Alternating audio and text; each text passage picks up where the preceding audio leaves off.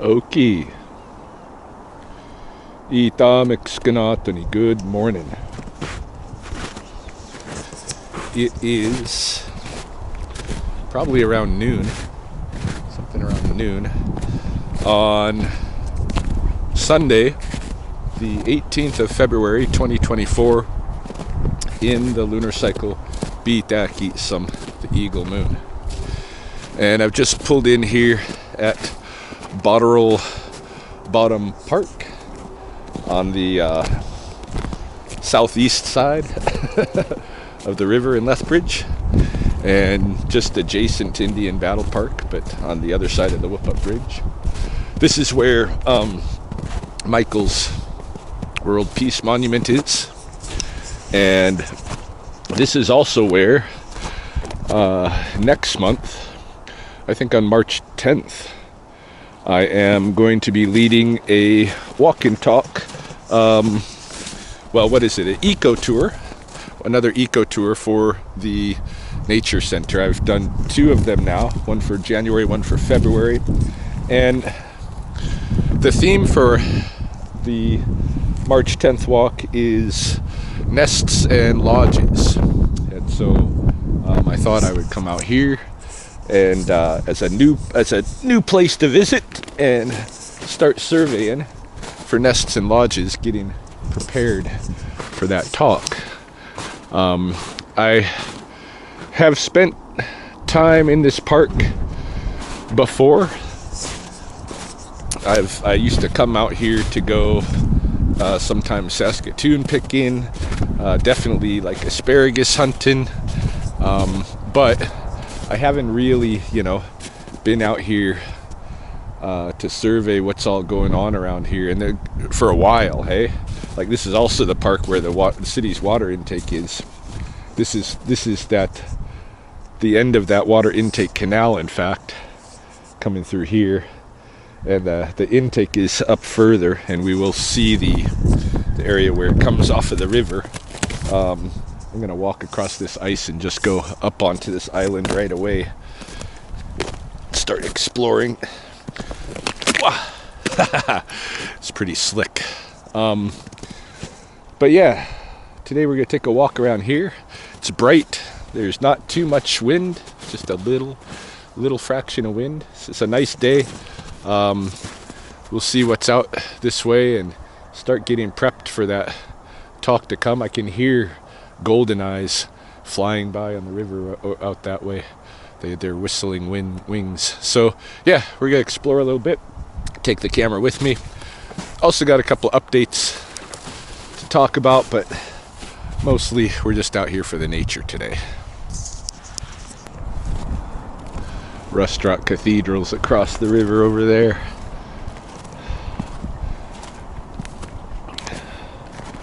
Not too much going on down here at the water. There's a few ducks up ahead, I think mallards. Coming in on that March 10th won't quite be goose nesting season yet, but they should be putting on a show by that time. They should be claiming their islands and nesting areas and fighting and squabbling and stuff. So I'm hoping we'll have a lot of geese down here, and there's certainly prints along the snow here to suggest that we will. I know this is kind of an island out here. It's a big island, but it's an island. I'm hoping that the geese still see it as an island. There's usually one or two pairs that nest along the canal. So hopefully I'll be able to show people the geese, talk about the geese a bit. The snow likely won't be here, otherwise I would probably talk about the subnivean zone, which is, what the voles use for their lodging, basically. Once the snow is on the ground, let me see if maybe I can even come across a vole track in here, but basically there's between the snow and the ground, the temperature stays, you know, just at 0 or above 0 or something like this, where it, who is this? It's like a pheasant, maybe. So such that the rodents, the voles, and the mice and stuff can use that zone, and the voles nest in there too. Hey, so when the snow melts, you can find, you know, all the little trails where the voles have eaten the grass away, and then they take the grass and they pile them into their area, the sleeping chambers, which should be in there too. Now we're coming into Michael's Peace Monument.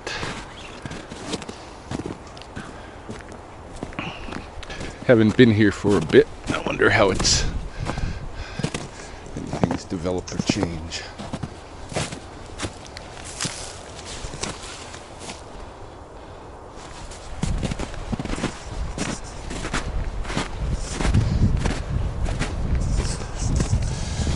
Somebody's enjoying it, and I am not going to get in there and interfere.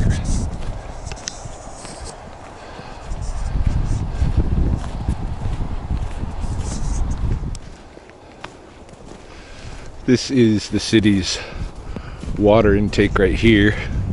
So all of our tap water comes in here and is cleaned over there, and the buildings over there, and piped out through the city. So they keep a good eye on this canal running from the river into there. They got to make sure, of course, you know, since it's the whole city's water source, they got to make sure nothing impedes this canal. And so, like, there's been beaver works there over the years, and if you've been watching my videos, you've seen me working on clearing some of the beaver stuff when they start building in this canal, and even trapping, you know.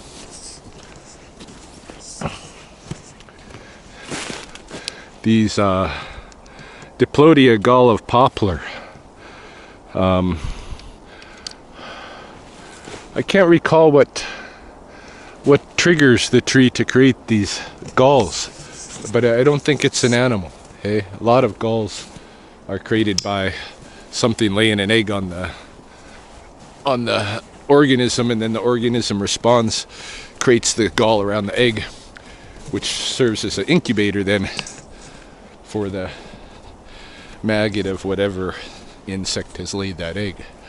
But in this case, the Diplodia galls, I should look it up online to refresh my memory, but I think they're caused by something else. I'm just trying to stay, well, not exactly off trail, but on a kind of a side trail here, so I can search for nests and such.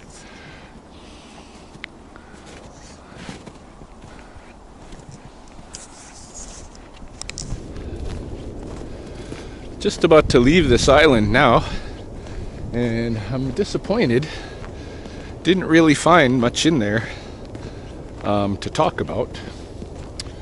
I think there is a beaver lodge right over here along the river, if I remember from my summer survey. I think there's a beaver lodge I can show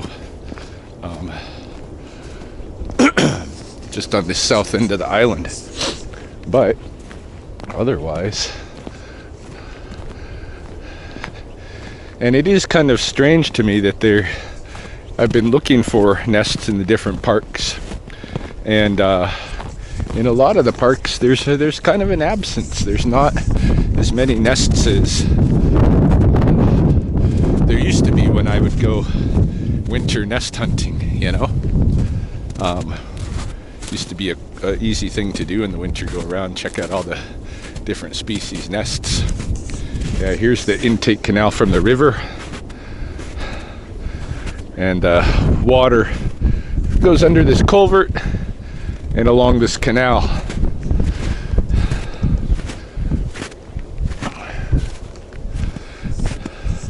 It's one of the only places I've found leopard frogs in Lethbridge along this canal. All right, there's plenty of territory out this way, so should be able to find some stuff further in. You can see the buildings of the University of Lethbridge peeking over the Cooley Rim. Wind is picking up. I've just been following the river,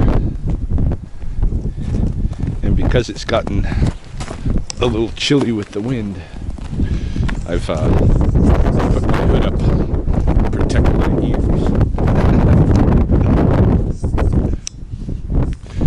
Yeah, bit of a personal update.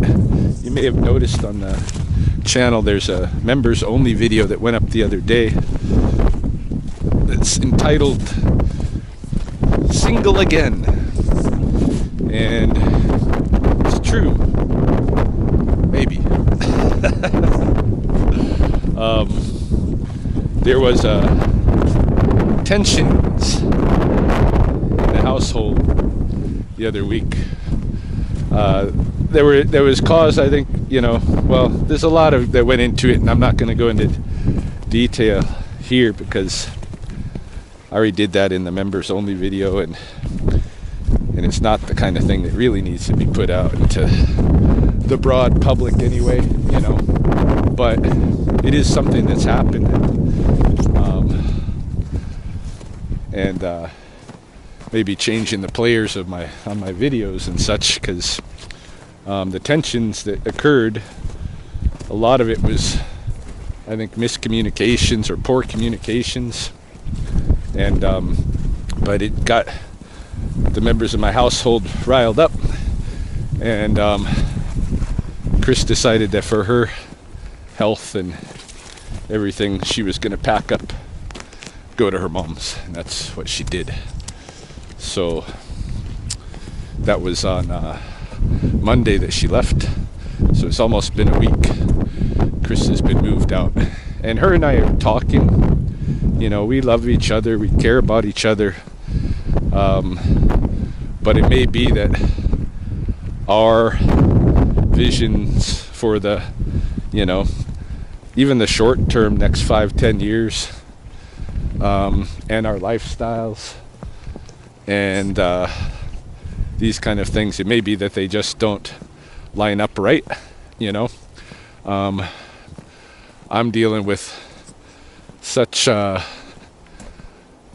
anxiety and stuff, over financial stuff. Like, I used to love my mornings, I used to wake up every morning before dawn, still do that, but I'd wake up excited.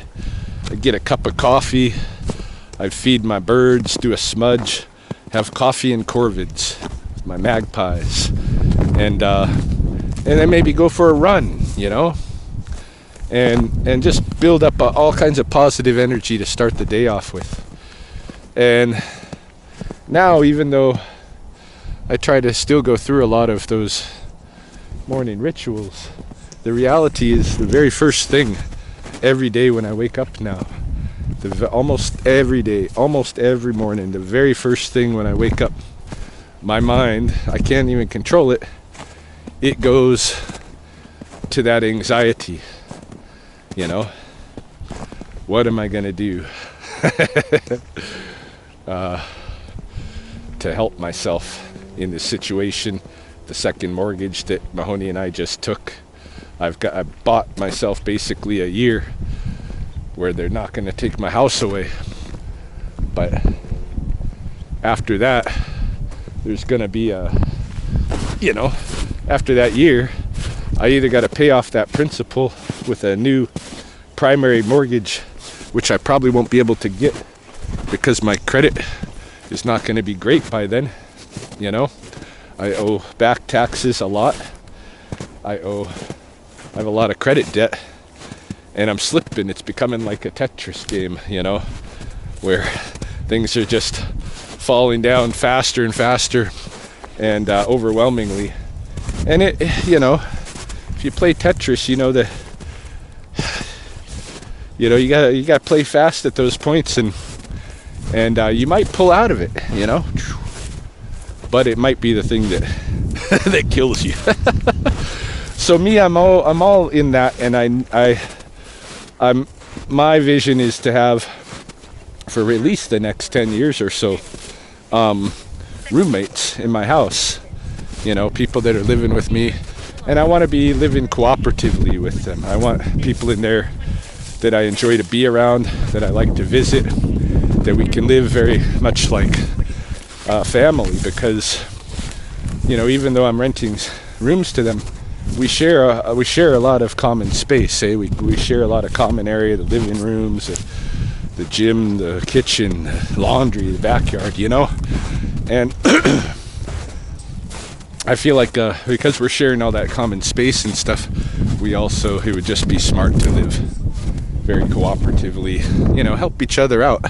Everybody doesn't need to buy their own groceries and stuff, especially when it comes to staples. If we got a jar of peanut butter there, let's all use that jar, and we know who's using what, and be responsible. And if you're using a lot of something, go replace it the next time or something, but all of that stuff will balance itself out. But there start to be like what would you call it? Calculus, taking, keeping an eye on whether there is that balance, and there was, frustrations and stuff, and it just kind of boiled up into a scenario where there was some poor communications over attempts to set some different boundaries, but they're not the kind of boundaries that are going to make for that kind of environment in the house. And so anyway, I think Chris, if it was just up to her, it would be me and her in the house, and maybe her nephew or nieces, or maybe a sibling or something, keeping it family close, hey? Not a collection of much more distantly related people who are mostly strangers to each other, trying to get along in the space. But I think that's totally doable, and that's what I need to do in order to bring in some financial resources to help me continue keeping my house. So yeah, we just might not jive on that point, but we really we care about each other and stuff. And so it's pretty sad that she's moved out, but it very well may be just what has to happen. If we don't have the same kind of vision and the same kind of interests in the vibe of the household and stuff, I don't know how to express it well, but I have all respect for Chris, and it's a sad thing that's happened, but we'll see where it is. It may just be that we need to take a break and think about things, and maybe we will come eventually back together with a mutual understanding of how we're gonna be, where we're gonna go with this. But right now it's just too much anxiety for both of us. Chris is worried about it coming out in her body, because she's had palsies and stuff before that have affected her. She might lose her smile, if her face drops again. And so she's got to try to keep her stress levels low, her anxiety levels low, and I do too. It's taken a toll on me, all this stuff that's been going on over the last several years, but especially, you know, this year has been brutal. So that's how it is. It's unfortunate. We'll see what happens, but yeah. Oh, who do we got here? See, there's a goose couple. There's a goose couple acting coupley. Hey guys. Itamek skanatani. Good morning. So up here is the Lethbridge Country Club. That's where I was looking for owls. We'll actually head back that way, I think, since I can. This oxbow looks like it could be frozen enough to travel. Either way, it's not. It wouldn't be deep. I thought it was dried up. That's how it looked when I came out here checking for owls. At least the other end of it is dried up.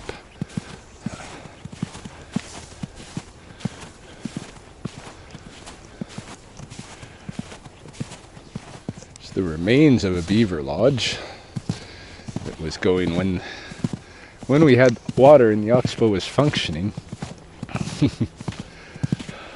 Up along here, there has been a marmot colony over the years. I don't know if they will be, if they even still are here, and if they'll be out. But yeah, all up in here, marmots. Marmots. Not seeing any today though.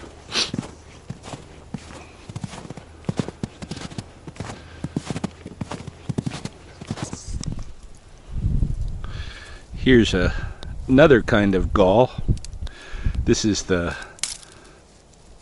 tall goldenrod gull, and this is created by a midge laying an egg on the plant, and the plant reacting, building this gall around it. Then the little midge maggot eats its way, develops in there, eats its way out, drops on the ground, pupates, becomes a midge, goes through another cycle. But these dry galls are left, and at the end of summer, there's a wasp that comes around, and that wasp lays an egg in these galls, and so you get wasp larvae in the galls for the winter, and then they emerge, you know, as wasps end of the season. So this is a kind of a lodge for wasp larvae. There's lots of them, and at the British Museum, where they have a collection of material from Blood Tribe that was taken by a guy who worked at the old ration house early on in the reserve. So basically he was trading food to starving people for their valuables. Don't know if you caught that last part. My camera battery ran out, and luckily I had a spare. But in any case, yeah, the guy was trading people, you know, all of their wealthy goods for, you know, food so they don't starve to death. And in that collection, there's a necklace that's made with those galls, those goldenrod galls, and the galls are painted with san, with ochre, which means that necklace was sacred in some respect.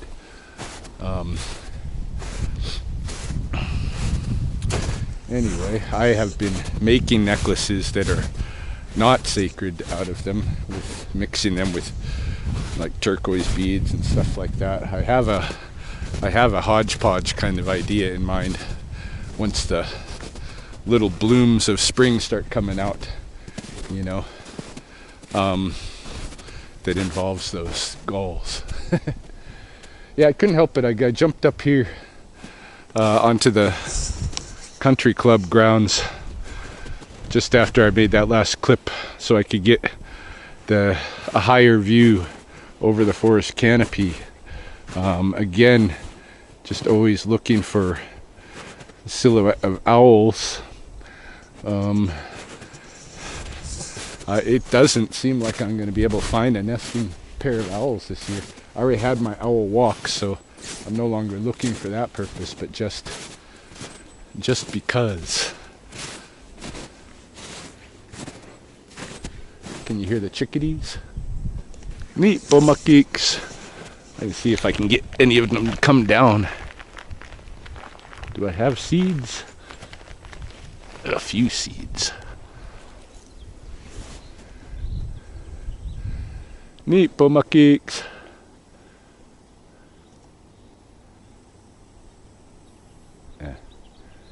Maybe not. Maybe not.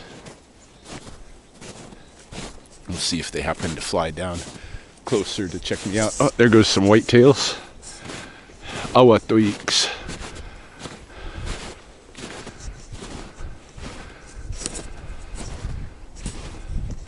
Alright, I'm going to conserve battery.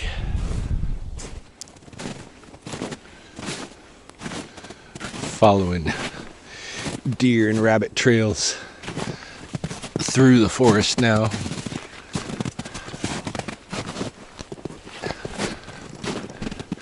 Already turned around and starting to wind my way back. Even here, I think, is too far out to bring a group for my little couple-hour expedition.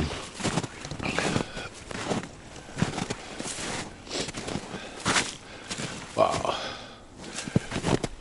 I like this forest down in here. It's out of the way, and so it's overgrown. Got lots of undergrowth, you know, brush and such.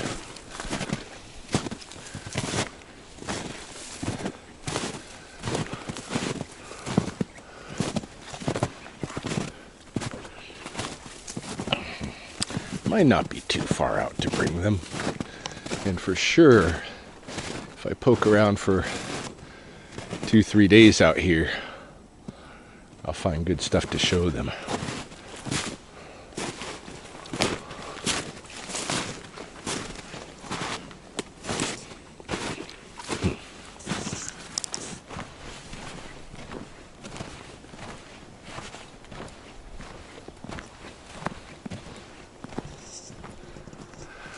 Oh, I see someone up there. Let me get out my other camera.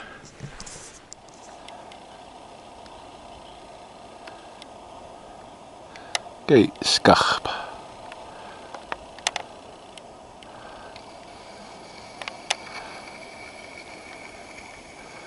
Porcupine.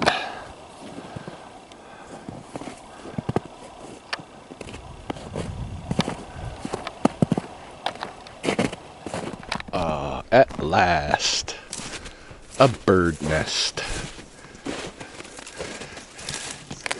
What kind of nest are we? I think we have clay. That would make you a robin, no doubt.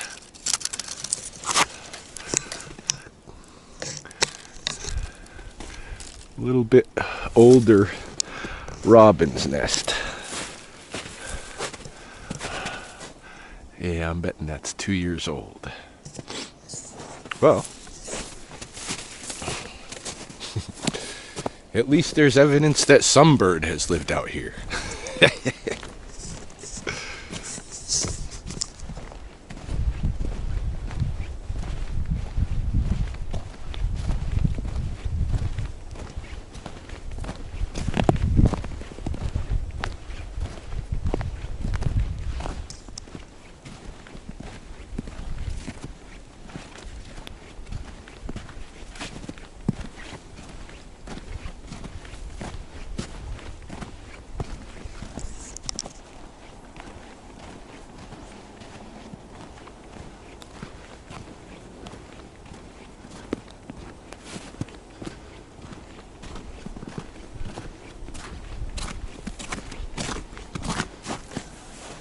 Oh, mamiatsikimi.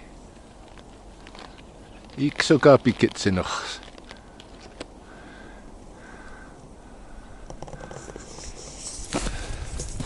I'm gonna leave him something. I have pepperonis that were in my glove box a few weeks, and I don't trust them. I think that magpie might have had something in his beak. This is the lunar cycle, Bitaki, some that we're in right now. This is the time when magpies are going to be building or fixing up their homes, their nests. So I should start seeing magpies carrying things pretty often. Sticks and such. But they're, magpie nests are the most complex nests out here. Complete orbs with a big clay bowl in them and lined with other things. Yeah, there should be an example of the magpie nest through here somewhere I'll find, if you don't know what I'm talking about, but they are large and complex, and it takes them a month to build as compared to like the robin nest that we just saw. That takes those robins 1 or 2 days, so big difference.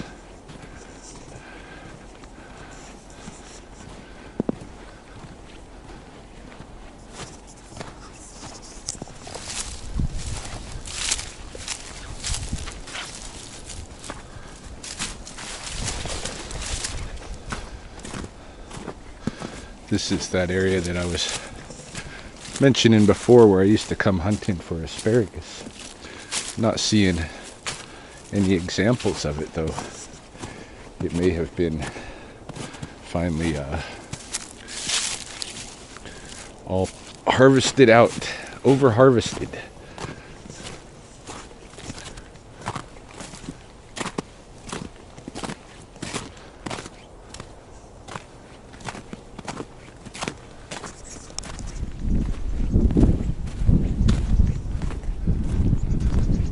Country club on that side of the creek, forest on this side.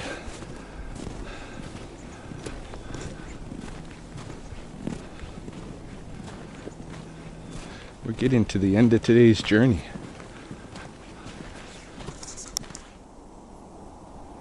Just pulled over on the trail to harvest some of these silverberries. This is another kind of ancient bead, okay?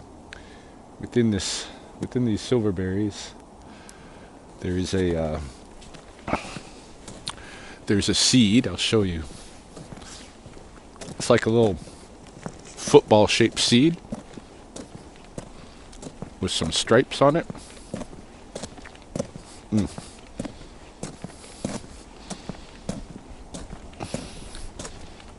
The berry itself doesn't taste very, I don't know, it's sweet, but kind of an almost chalky consistency. Okay, so that's the little seed that comes out of it. So you boil them up, pop a string through them when they're soft, and you got a string of beads. So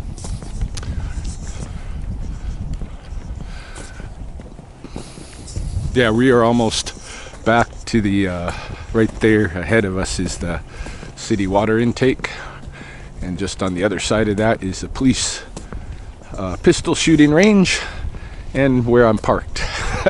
So our journey's gonna wrap up here. I guess we haven't seen a whole lot yet, but I think there's a whole lot still hidden, I gotta take another couple of visits here through the week, do some more walkabouts.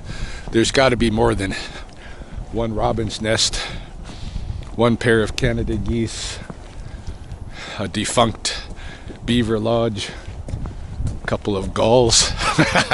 Nah, there's more out here. I just gotta take the time.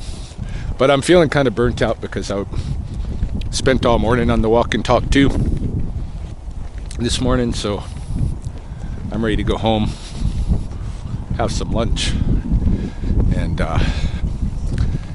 enjoy life with my dogs. Weren't quite done. I just pulled off the trail again because there is a nest. This is the nest of a yellow warbler. You can see that there's a deer hair, and cottonwood cotton, the seeds of cottonwood, very fibrous and downy construction, tiny little cup nest. That is the yellow warbler's nest. That one's probably two or more years old. Doesn't look like one that was just made last year. The material is usually a little whiter than that if the cotton was sourced last year. So that's cool, and that's right off the trail here. I easily got that as a demonstration piece right there. Yeah, we'll put it together. It'll happen. All right, now back home to my dogs.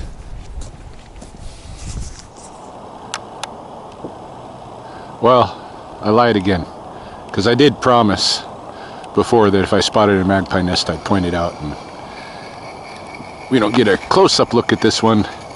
It's way up in the canopy of a cottonwood in the police shooting range. A safe place to build a nest, for sure. They are not going to have a lot of predators coming to bother them there. But yeah, that is a magpie nest. Pretty large orb of sticks with a big mud bowl in the bottom, lined with either, in my experience, choke cherry stems or clematis vine tips. All right, now home to Ndomitomics.